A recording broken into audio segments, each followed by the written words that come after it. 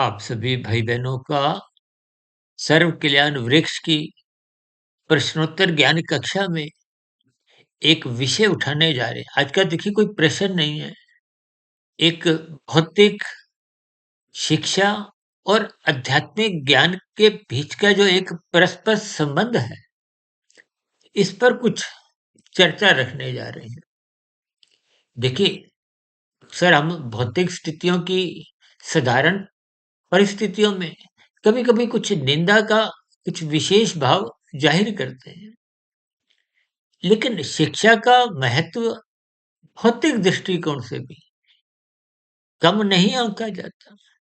देखिए, भौतिक शिक्षा लेने के उपरांत ही आपको में अपने जीवन की जो एक परिस्थितियां हैं, देखिए 4 पुरुषार्थ में धर्म, अर्थ, काम और मोक्ष है।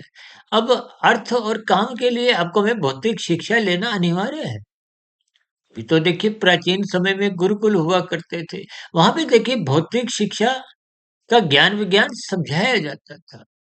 लेकिन भौतिक शिक्षा के साथ-साथ ही आध्यात्मिक ज्ञान की स्थितियाँ भी अवगत करवाई जाती थी, ताकि मनुष्य का एक अर्थ और काम के साथ-साथ धर्म की स्थिति मजबूत हो। क्योंकि धर्म की स्थिति जब-जब मजबूत होगी, तो फिर मनुष्य को परमात्मा को जानने की, पहचानने की, जुड़ने की और फिर अंतोगत्वा पाने की इच्छा जागृत होती है। यदि इन सभी स्थितियों को क्रमबद्ध तरीके से पर हम अपने जीवन में ढालते नहीं हैं, तो फिर आपका हमारा जीवन जैसी-जैसी स्थितियों में पर हम देखिए बीज बोते हैं, फिर वैसे-वैसे ही उनके एक समय विशेष के बाद फल आते हैं। आज भौतिक शिक्षा का ही विशेष बोलबाला है। देखिए मैं बार-बार बीच-बीच में कहता रहता हूँ कि भौतिक शिक्षा की देखिए कोई निंदा नहीं है। मैंने भी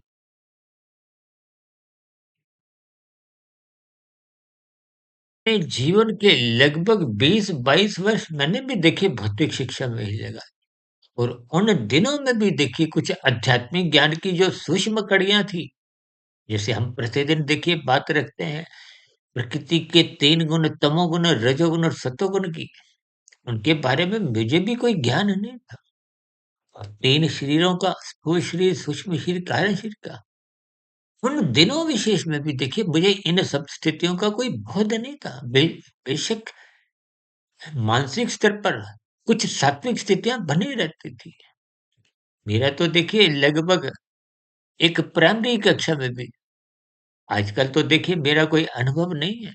हमारे समय पे देखिए प्राइमरी कक्षाओं के बाहर प्रत्येक कमरे के बाहर कुछ आध्यात्मिक स्थितियाँ, कोई ज्ञानवर्धक स्थितियाँ, संदेश लिखे होते थे।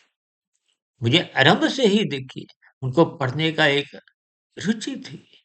तो देखिए ये सभी स्थितियाँ पूर्व के एक जन्मों के संस्कारों की स्थितियाँ होती हैं, जिसके फलस्वरूप आपकी हमारी आध्यात्मिक विषयों में रुचि सहज ही बनने लगती है, जैसे-जैसे परिस्थितियाँ बनती देखिए बचपन अवस्था लगभग 12 वर्ष तक की तो अबोध मानी जाती है। भौतिक शिक्षा के प्रति भी कोई रुचि नहीं होती।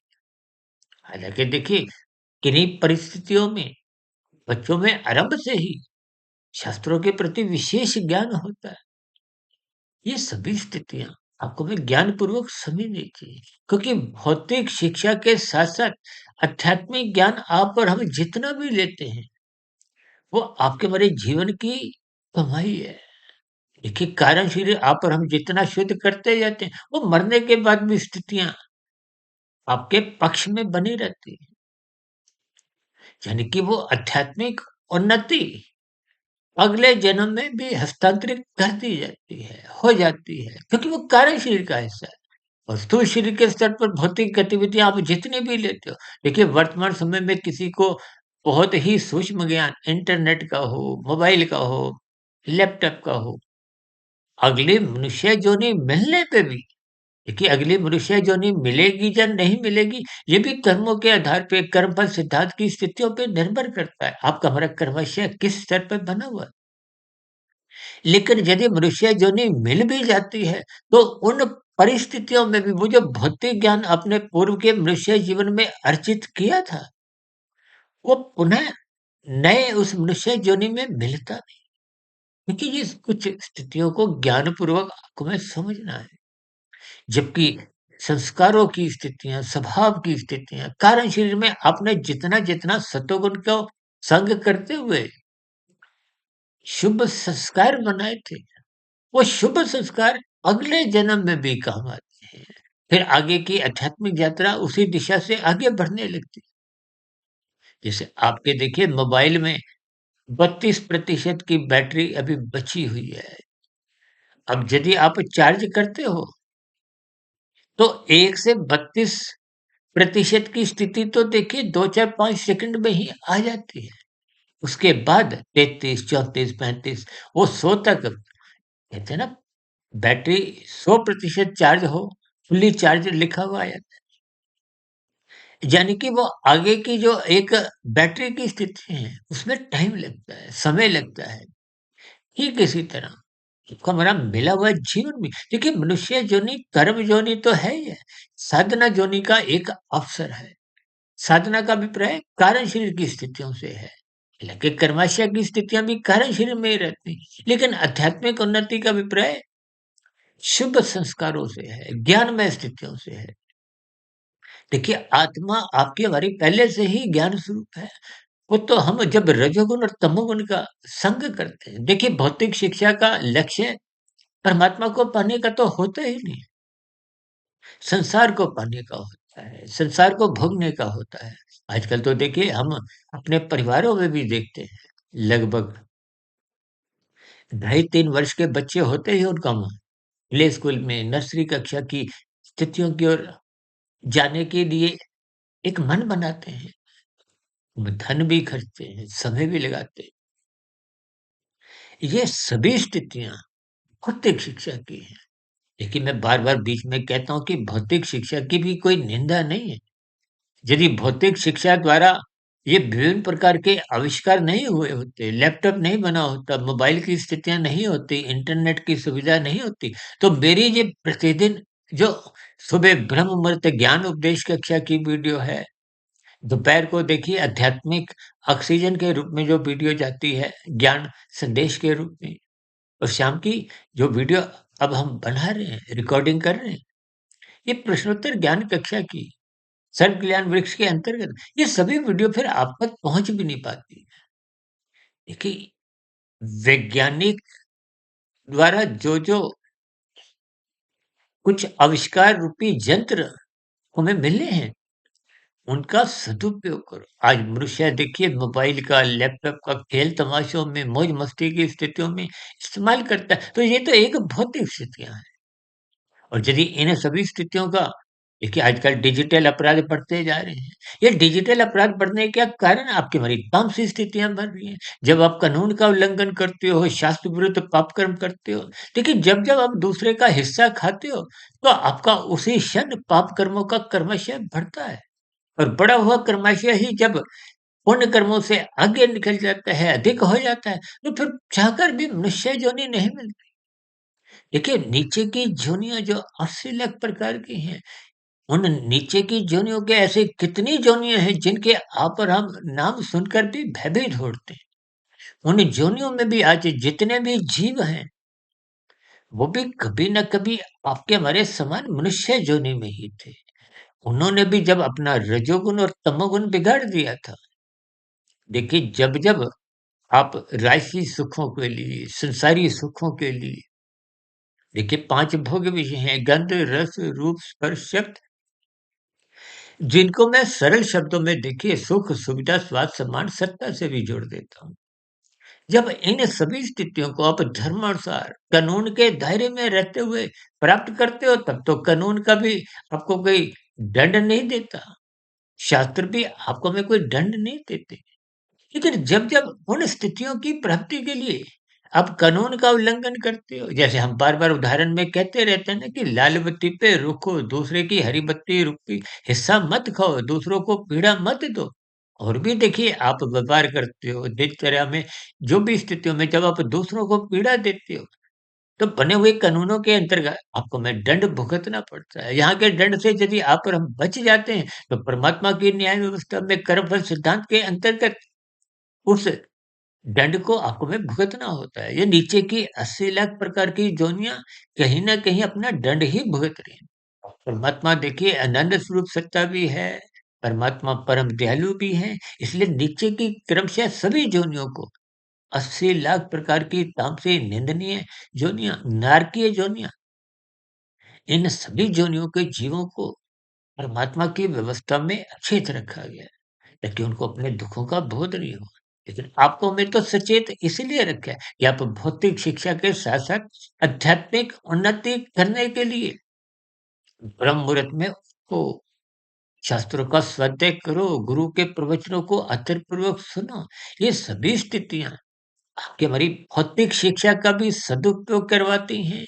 आपका वर्तमान मिला हुआ जीवन भी सुखमय बीतता है।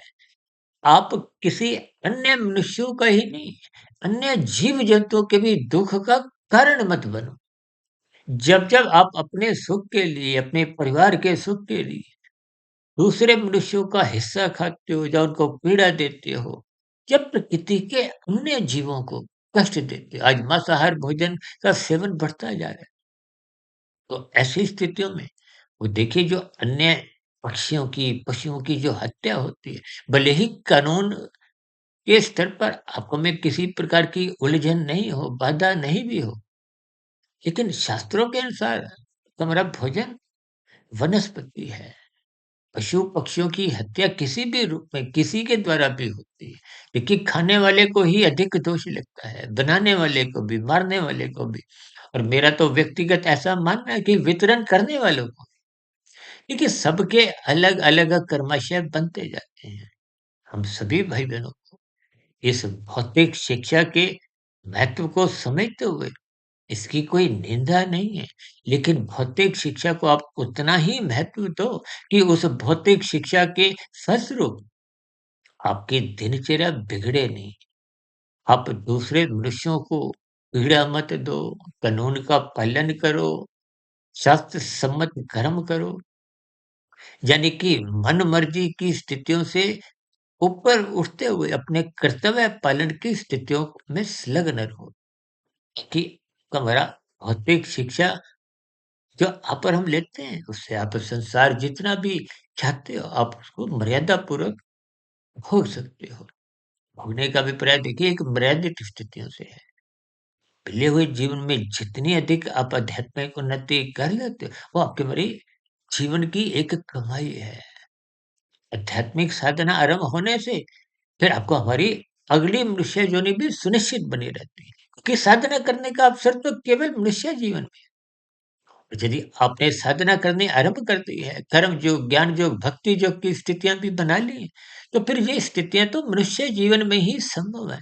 तो आपको मैं अगली मनुष्य योनि मिलती है। अगली मनुष्य योनि में फिर आप आगे की आध्यात्मिक यात्रा जैसे मैंने अभी उदाहरण के रूप में बैटरी की वो प्रतिशत वाली स्थिति समझाई थी, यानी कि आध्यात्मिक उन्नति कभी बेकार नहीं जाती। इन सभी स्थितियों को ज्ञानपूर्वक को समझना चाहिए। मिले हुए जीवन में भौतिक शिक्षा के साथ-साथ यथासंभव आध्यात्मिक उन्नति को भी महत्व दो, और आध्यात्मिक उन्नति के दरवाजे तो तभी खुलते हैं जब आप श्रद्धापूर्वक सत्संग करते हो, गुरु के प्रवचनों को आदरपूर्वक सुनते हो, शास्त्रों का स्वाध्याय करते हो, ब्रह्म मुहूर्त में उठने का अपना एक स्वभाव संस्कार बना लेते हो।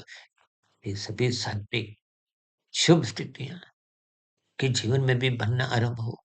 इन्हीं शुभकामनाओं के साथ चर्चा विशेष को यहीं विराम देते हैं।